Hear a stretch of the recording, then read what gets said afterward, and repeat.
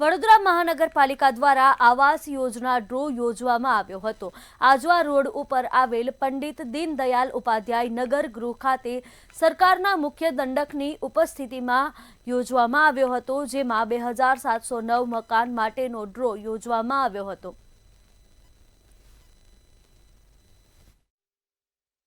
કે Maruti Suzuki Swift car number GJ6 PG 5441 car ચાલકે અકસ્માત કરેલ। આ બાબતે બાપોદ પોલીસ સ્ટેશન દ્વારા કાર્યવાહી કરીને ધોરણસરની ફરિયાદ દાખલ કરવામાં આવેલ છે। જે ભોગ બનનાર છે, જે ઈજા પામનાર છે, તેઓને દવાખાને મોકલી આપવામાં આવેલ, તેમની સારવાર ચાલુ છે। અને વડોદરા મહાનગરપાલિકા દ્વારા આવાસ યોજનાનો ડ્રો યોજવામાં આવ્યો હતો। આજવા રોડ પર આવેલ પંડિત દીનદયાલ ઉપાધ્યાય નગર ગૃહ ખાતે સરકારના મુખ્ય દંડકની ઉપસ્થિતિમાં આ ડ્રો યોજવામાં આવ્યો હતો, જેમાં 2709 મકાનો માટેનો ડ્રો યોજવામાં આવ્યો હતો।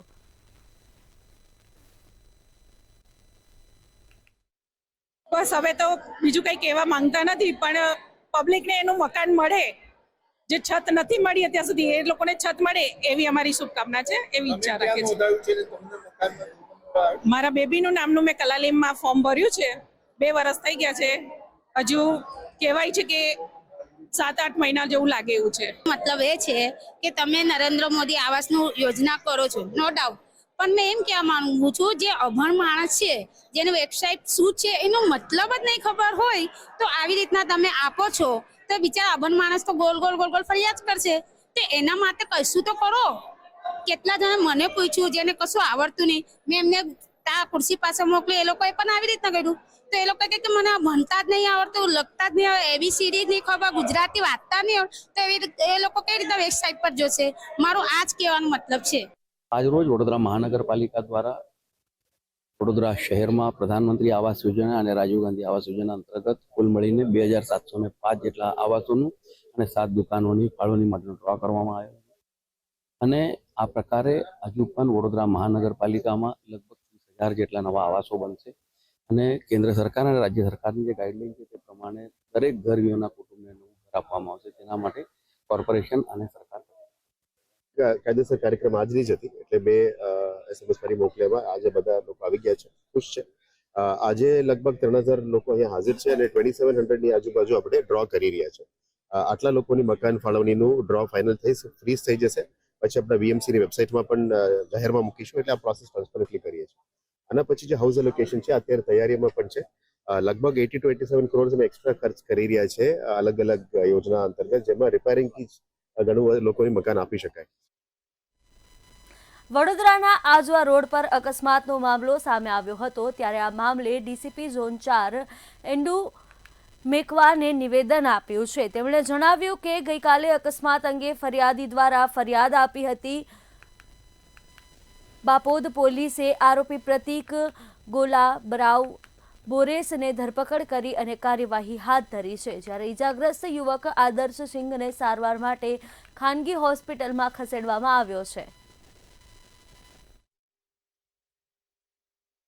કે Maruti Suzuki Swift car number GJ6 PG 5441 car ચાલકે અકસ્માત કરેલ। આ બાબતે બાપોદ પોલીસ સ્ટેશન દ્વારા કાર્યવાહી કરીને ધોરણસરની ફરિયાદ દાખલ કરવામાં આવેલ છે। જે ભોગ બનનાર છે, જે ઈજા પામનાર છે, તેઓને દવાખાને મોકલી આપવામાં આવેલ, તેમની સારવાર ચાલુ છે। અને જે આરોપી છે એ આરોપીને અટક કરીને આગળની કાયદેસરની કાર્યવાહી કરવામાં આવી રહી છે। રાજકોટની એક ઓફિસમાં એક યુવકે પોતાની ભાગીદારી મહિલા સાથે મારપીટ કરી હોવાનું સામે આવ્યું છે। આ ઘટનાના ઘણા મહિનાઓ પહેલાની છે, પણ હવે મહિલાએ ફરિયાદના આધારે પોલીસ તપાસ હાથ ધરી છે। ત્યારે શું છે સમગ્ર મામલો, જોઈએ આ વિશેષ અહેવાલમાં। રાજકોટમાં એક મહિલા સાથે ઓફિસમાં મારામારીની ઘટના સામે આવી છે। શહેરના શીતલ પાર્ક નજીક ધ સ્પાયર 2 બિલ્ડિંગમાં ઓફિસમાં મહિલા અને તેના ભાગીદારે માર માર્યો હોવાનું સામે આવ્યું છે। માહિતી પ્રમાણે મહિલાએ તેના ભાગીદાર મૌલિક અનાદપરાને ધંધામાં ધ્યાન આપવાનું કહેતા યુવકે ખુરશી પર બેસેલી મહિલા સાથે મારપીટ કરી. તેણે ખુરશી પર મહિલાનું ગળું દબાવ્યું, આડેધડ મુક્કા માર્યા, પછી વાળ ખેંચીને નીચે પટકીને પણ ઢોર માર માર્યો હતો. સાથે જ યુવકે મહિલા પર કૂદકા પણ માર્યા હતા. યુવકે મહિલાને તેની દીકરીની નજરની સામે માર માર્યો હતો. ઘટના એવી હતી કે મેં પાર્ટનરશિપમાં બિઝનેસ સ્ટાર્ટ કરેલો હતો અને ઘણા બધા પૈસા ઇન્વેસ્ટ કરેલા હતા અને એ પૈસાનો ઘણીવાર ખોટી જગ્યાએ ફી મિસયુઝ થયેલો હતો અને એનો હિસાબ માંગતા અમારી વચ્ચે રકઝક થયેલી હતી અને એમાં એનું અગ્રેશન વધતા બહુ ખરાબ રીતે કે જે કોઈ જાનવર સાથે બી આવું વ્યવહાર કે વર્તન કરવા વિચારે એટલી ખરાબ હદે મને મારેલો છે.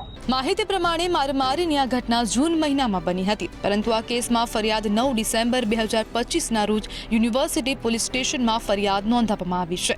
માહિતી પ્રમાણે મહિલા અને મારપીટ કરનાર યુવકે પેકેજિંગનો ધંધો સાથે ચાલુ કર્યો હતો. આ ધંધા માટે મહિલાએ 60 લાખ રૂપિયાની લોન લીધી હતી. ત્યારે ધંધા માટે ટકોર કરતા યુવકે ગુસ્સે ભરાઈને મહિલા સાથે મારપીટ કરી હતી અને સાથે જ ધમકી પણ આપી હતી. આ ઘટનાના સીસીટીવી ફૂટેજ સામે આવ્યા છે અને પોલીસ ફરિયાદના આધારે તપાસ શરૂ કરી દીધી છે.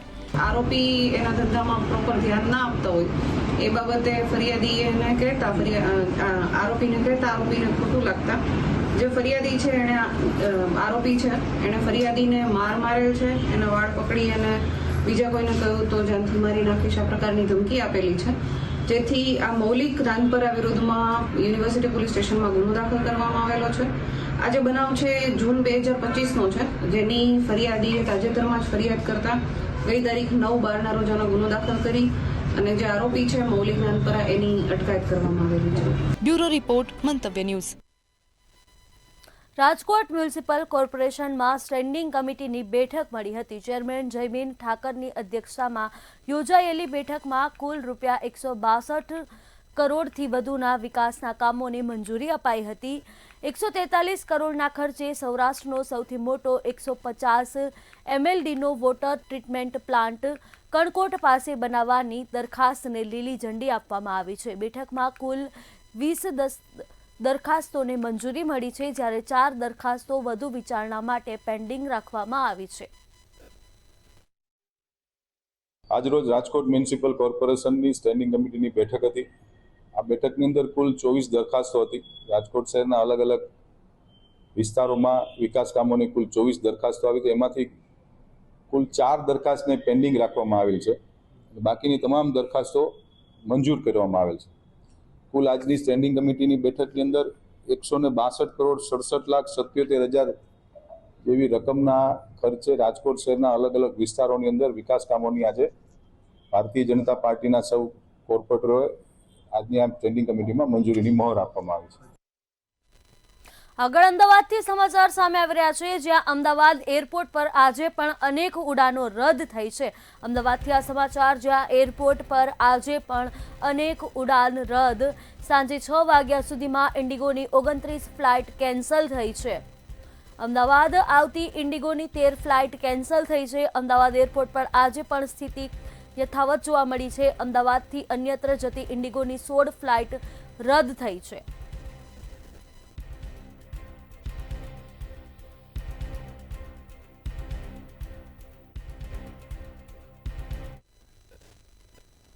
આગળ ભુજથી સમાચાર સામે આવી રહ્યા છે, જ્યાં ભુજ રેલવે સ્ટેશન નજીક હત્યાનો બનાવ બન્યો છે. ભુજથી આ સમાચાર, જ્યાં હત્યાનો બનાવ બન્યો છે. રેલવે સ્ટેશનના દાદુપીર રોડ પર હત્યાનો બનાવ બન્યો. યુવતી પર ધારદાર હથિયાર વડે હુમલો કરવામાં આવ્યો હતો. તો ભુજની આ સમગ્ર ઘટના છે, જ્યાં યુવતીને અત્યંત ગંભીર હાલતમાં હોસ્પિટલ ખસેડવામાં આવી છે. ઘરકંકાસમાં કારણભૂત હોવાનું આ સૂત્રો દ્વારા જણાવવામાં આવ્યું છે. બનાવની જાણ થતાં જ પોલીસ ઘટના સ્થળે પહોંચી છે. તો ભુજમાં આ સમગ્ર ઘટના બની છે. ભુજમાં રેલવે સ્ટેશન પાસે આવેલા દાદુપીર રોડ પર સરા જાહેર હુમલાની ઘટના બની છે. એક મહિલા ઉપર ધારદાર હથિયારો વડે ઘાતક હુમલો કરવામાં આવ્યો છે. ધારિયાથી હુમલો કરાતા મહિલાને અત્યંત ગંભીર હાલતમાં ભુજની જીકે જનરલ હોસ્પિટલમાં ખસેડવામાં આવ્યો છે. જ્યારે હુમલો કરનાર વ્યક્તિ ખુદ પોલીસ સમક્ષ હાજર થઈ ગયો છે. બીજી બાજુ સૂત્રોમાંથી માહિતી મળે છે તે મુજબ ઘરકંકાસના કારણે આ સરા જાહેર હુમલો થયો હોવાનું માનવામાં આવે છે. બીજી માહિતી મળી છે તે મુજબ જે મહિલા છે તેનું મૃત્યુ નિપજ્યું હોવાનો પણ માહિતી મળી છે. સારા જાહેર હુમલો થતા અને સારા જાહેર હત્યાની ઘટના બનતા દાદુપીર રોડ પર ચકચાર ફેલી જવા પામ્યો છે. મોડી રાત્રે 8:30-9 વાગ્યાના અરસામાં આ ઘટના બની હતી. હુમલો કરનાર પોતે પોલીસ ઘટનાને લઈને પોલીસની સમક્ષ હાજર થઈ ગયો છે, જેને પગલે ઘરકંકાસના પગલે યુવતીએ જીવ ખોયાનું હોવાનું માનવામાં આવી રહ્યું છે. જી આગળ ભાવનગરથી સમાચાર સામે આવી રહ્યા છે, જ્યાં ભાવનગરમાં દબાણ શાખાએ મોડી સાંજે સપાટો બોલાવ્યો છે અને દબાણ હટાવવામાં આવ્યું છે. ભાવનગરથી આ સમાચાર સામે આવી રહ્યા છે, જ્યાં મનપાની દબાણ શાખાનો આ સપાટો મનપાની સામેના આવેલા બિલ્ડિંગ પાસે કાર્યવાહી કરવામાં આવી છે. આડેધડ પાર્ક કરવામાં આવતા વાહનોને લઈ અને કાર્યવાહી કરવામાં આવી છે. મનપાની દબાણ શાખા દ્વારા સપાટો બોલાવવામાં આવ્યો છે. લાંબા સમયથી આડેધડ રીતે વાહન પાર્કિંગ કરાઈ રહ્યા હતા. ફરિયાદો ઉઠતા મ્યુનિસિપલ કમિશનર દ્વારા આદેશો અપાયા હતા અને દબાણ શાખા દ્વારા આ કામગીરી કરવામાં આવી છે. સૂચના મળતા જ દબાણ હટાવ સેલ દ્વારા કડક કાર્યવાહી કરાઈ છે. સુરેન્દ્રસિંહ રાણા, દબાણ હટાવ ઇન્સ્પેક્ટર, ભાવનગર મહાનગરપાલિકા. આજે મહાનગરપાલિકાની મુખ્ય ઓફિસની સામે આવેલ શિવા બ્લેસિંગ 2 કોમ્પ્લેક્સ ની અવારનવાર ટ્રાફિકની ફરિયાદો રહેતી હોય, માનનીય કમિશનર શ્રીની સીધી સૂચનાથી આજરોજ જે ફૂટપાથ હોય છે રોડ પછીની, જેમાં રાહદારીઓને ચાલવામાં અગવડતા પડતી હોય છે, જેને લઈને મહાનગરપાલિકાના કમિશનર શ્રી સીધી સૂચનાથી કોમ્પ્લેક્સના માલિકોને વ્યવસ્થા કરતા હોય એ ઈપી સિનેમા સ્માર્ટ બજારના તંત્રને અમે સૂચના આપી કે ફૂટપાથ ખાલી રખાવા માટે કાર્યવાહી કરે, પરંતુ તેઓ દ્વારા કોઈ પણ વ્યવસ્થા ન કરતા મહાનગરપાલિકાએ ફૂટપાથ પરની ગાડીઓની જપ્ત કરવાની કાર્યવાહી કરે. ઓકે, આપનું નામ?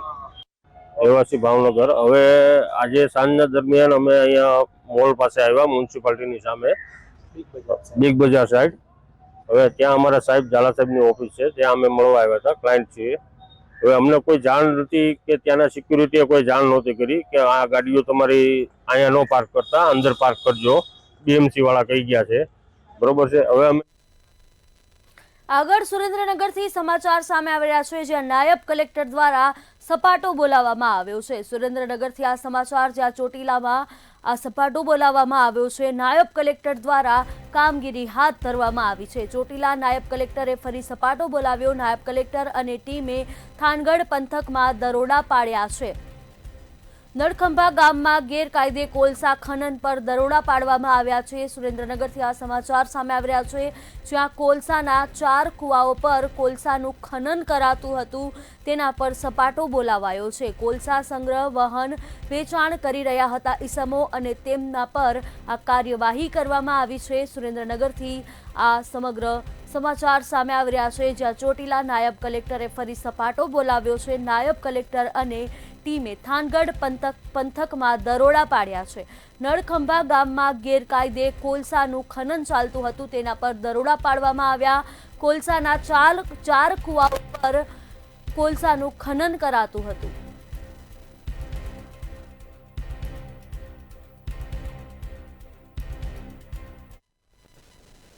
સુરેન્દ્રનગરના થાન તાલુકામાં ખનન માફિયા પર તવાઈ બોલાવવામાં આવી છે. તો વધુ એક સમાચાર સુરેન્દ્રનગરથી સામે આવી રહ્યા છે, જ્યાં ખનન માફિયાઓ પર તવાઈ બોલાવવામાં આવી છે. થાન તાલુકામાં ખનન માફિયાઓ પર તવાઈ બોલાવાઈ.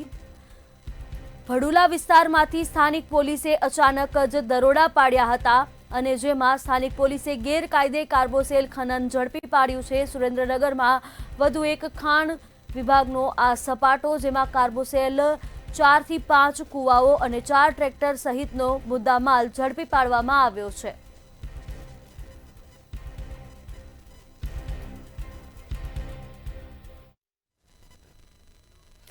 મહેસાણા જિલ્લામાં 341 બાળકી ગર્ભવતી હોવાની ઘટના સામે આવી છે. છેલ્લા 1 વર્ષમાં 341 બાળ લગ્નો થયા હોવાનું એસપીજીના અધ્યક્ષ લાલજી પટેલે જણાવ્યું છે. આ ખૂબ જ ગંભીર મુદ્દો છે, તેની યોગ્ય તપાસ થવી જોઈએ. અન્ય જિલ્લાઓમાં પણ બાળ વિવાહની તપાસ કરાવવી જોઈએ અને તબીબો પાસે તપાસમાં જાય તો તંત્રએ રજૂઆત કરવી જોઈએ. આવનારા દિવસોમાં એસપીજી દ્વારા મુખ્યમંત્રીને રજૂઆત કરવામાં આવશે. મહેસાણા જિલ્લાની અંદર 1 વર્ષની અંદર 341 દીકરીઓ જે 13 થી લઈને 17 વર્ષની ઉંમર છે, એટલે બાળ વિવાહ કરેલા હોય એવી દીકરીઓ ગર્ભવતી થયેલી છે. એટલે કેવડી મોટી ઘટના કહેવાય. આ ઘટનાની અંદર જે નરાધમો હોય, જેમને આ ઘટના ઉપજાવી હોય, એવા લોકોને કડકમાં કડક સજા થવી જોઈએ. આજે જ્યારે દીકરી ગર્ભવતી થાય અને ડોક્ટર પાસે જઈ હોય તો ડોક્ટરને એટલીસ્ટ ખબર પડે, કારણ કે આપણે દીકરી કહીએ છીએ અને બાળ વિવાહ કહીએ છીએ. તો નાદાન દીકરી હોય, એની ઉંમર નાની હોય, તો એ ટાઈમે એ સગર્ભા હોય તો ડોક્ટરને એટલીસ્ટ ખબર પડવી જોઈએ કે આની ઉંમર નાની છે, તો એને પણ ઉપરના અધિકારીઓ કે જો લાગતું ઓળખતું હોય એ તપાસ કરીને કહેવું જોઈએ. મહેસાણા જિલ્લામાં સગીર વયની દીકરીઓના ગર્ભવતી થવાના ચોંકાવનારા આંકડા સામે આવ્યા છે, જે સમાજ માટે ગંભીર ચિંતાનો વિષય બન્યો છે.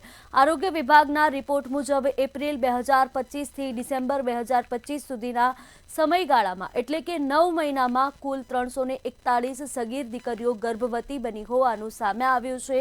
આ આંકડાઓની વિગતો તપાસમાં જાણવા મળ્યું કે 13 થી 17 વર્ષની વય જૂથની આ સગીરાઓમાં 14 વર્ષની, 2, 15 વર્ષની, 34 અને 16 વર્ષની 76 અને સૌથી વધુ 17 વર્ષની 229 દીકરીઓનો સમાવેશ થાય છે. ઉલ્લેખનીય છે કે હજુ સુધી આ મામલે એ સામે આવ્યું નથી કે આ તમામ બાળાઓના લગ્ન થયા છે કે નહીં.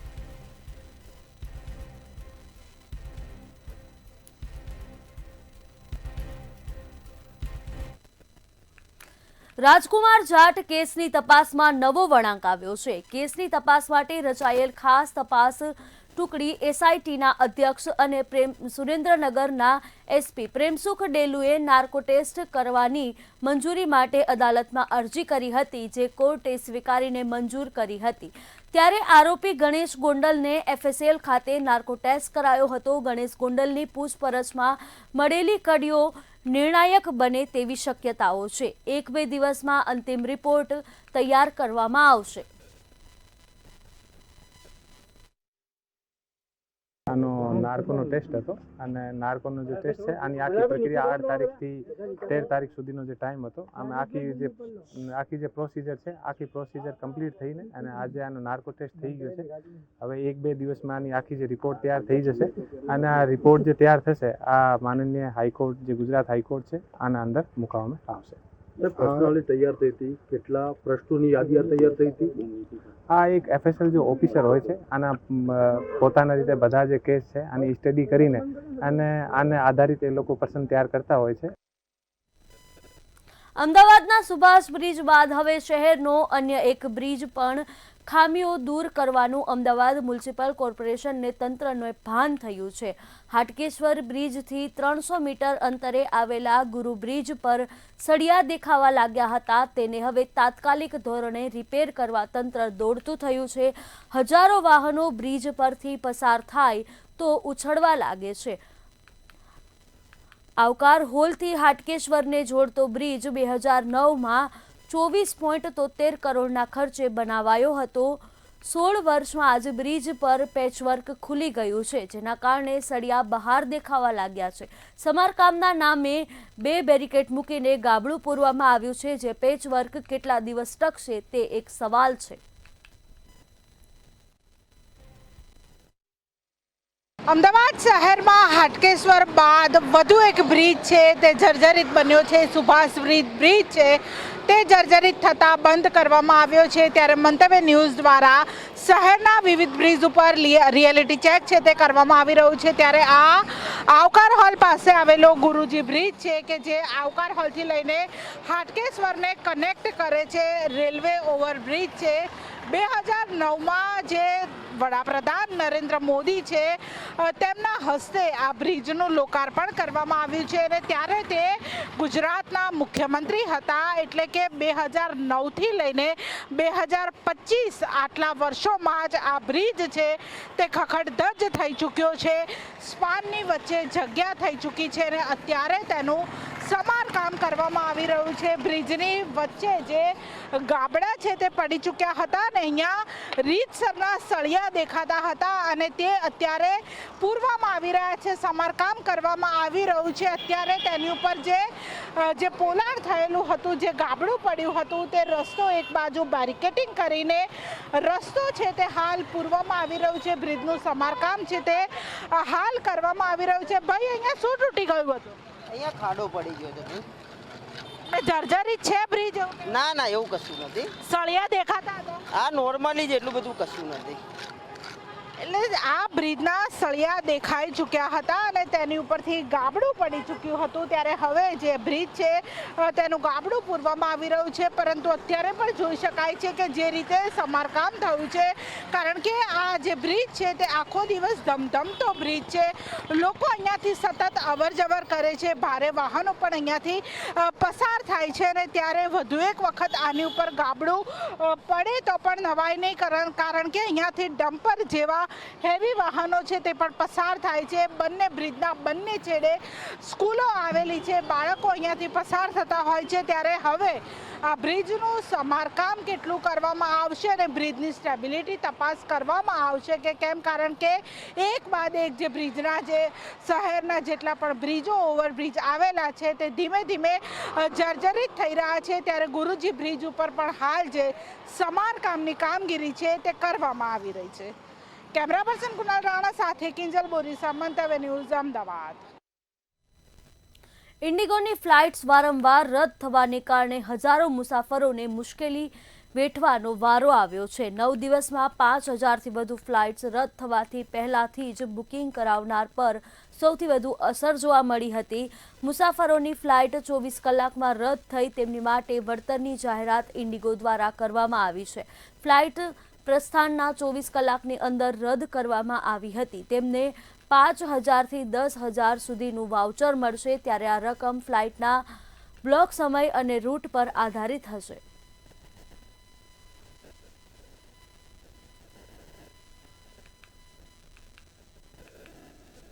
અમદાવાદ શહેરનો ટ્રાફિકથી ધમધમતો સુભાષ બ્રિજ થોડા દિવસ માટે બંધ કરાયો છે. ત્યારે શહેરના વિવિધ બ્રિજ પર મંતવ્ય ન્યૂઝ દ્વારા રિયાલિટી ચેક કરવામાં આવ્યું હતું. શહેરનો સૌથી વ્યસ્ત સરદાર બ્રિજના પણ ગાબડા ઉખડી ગયા છે. અનેક સળિયા દેખાવા લાગ્યા છે. પાલડીથી જમાલપુર જતા સરદાર બ્રિજની સ્થિતિ પણ ચિંતાજનક દેખાઈ રહી છે. ત્યારે હવે આ બ્રિજની સ્થિતિ લોકોને દેખાય છે તો તંત્રને કેમ નથી દેખાતી તે એક મોટો સવાલ છે. શહેરમાં થોડા સમય પહેલા જ જે તમામ ઓવરબ્રિજ છે તેનું નિરીક્ષણ કરવામાં આવ્યું હતું, કારણ કે રાજ્યમાં ગંભીરા બ્રિજ દુર્ઘટના થઈ હતી. ત્યારબાદ રાજ્ય સરકાર દ્વારા આદેશ જાહેર કરવામાં આવ્યો હતો. પરંતુ તેમ છતાં પણ અત્યારે જ શહેરનો સૌથી વધારે જે ઉપયોગમાં લેવાતો અને સૌથી વધારે કે જ્યાં ટ્રાફિક જામ રહેતો સરદાર બ્રિજ છે તે હજુ પણ જર્જરિત હાલતમાં જોવા મળી રહ્યો છે. બ્રિજના સ્પાનના જે સળિયા છે તે દેખાઈ રહ્યા છે. રીતસરના ગાબડા છે તે પડી ચૂક્યા છે. માત્ર નીચે જ્યારે ગંભીરા બ્રિજ તૂટ્યો અને ત્યારબાદ જે નિરીક્ષણના આદેશ આપ્યા ત્યારે માત્ર ત્યાં સપોર્ટ મૂકીને તેનું જે સમારકામ છે તે કરી દેવામાં આવ્યું હતું. પરંતુ જે તેના સળિયા છે તે કટાઈ ચૂક્યા છે, આખા ગાબડા છે તે પડી ચૂક્યા છે. અને આ બ્રિજ છે તે દિવસ અને રાત 24 કલાક ધમધમતો બ્રિજ છે. તેમ છતાં પણ જે તેનું સમારકામ યોગ્ય રીતે થવું જોઈએ તે રીતે કરવામાં નથી આવ્યું. ત્યારે સુભાષ બ્રિજ જે હાલ બંધ કરવાની ફરજ પડી છે, બંધ કરીને હાલ જે તેનું નિરીક્ષણ કરવામાં આવી રહ્યું છે. ત્યારે થોડા સમયમાં સરદાર બ્રિજ પણ બંધ કરવામાં આવે તો નવાઈ નહીં, કારણ કે સરદાર બ્રિજના સ્પાનમાં પણ જે જોડાણ આવે છે તે જોડાણ છૂટું પડી ગયું છે. જોડાણના જે સળિયા છે તે કટાઈ ચૂક્યા છે અને જોઈન્ટ્સમાં પોલાણ થઈ ચૂક્યા છે, ગાબડા પડી ચૂક્યા છે. ત્યારે શહેરમાં સરદાર બ્રિજ છે તેનું નિરીક્ષણ ક્યારે કરવામાં આવશે અને આ બ્રિજનું ક્યારે સમારકામ કરવામાં આવશે તેના ઉપર લટકતી તલવાર છે તે જોવા મળી રહી છે. કેમેરા પર્સન કુનાલ રાણા સાથે કિંજલ બોરીસા, મંતવ્ય ન્યૂઝ, અમદાવાદ. મેટ્રો 10માં હાલ બસ આટલું જ. વધુ સમાચાર માટે જોતા રહો મંતવ્ય ન્યૂઝ. નમસ્કાર.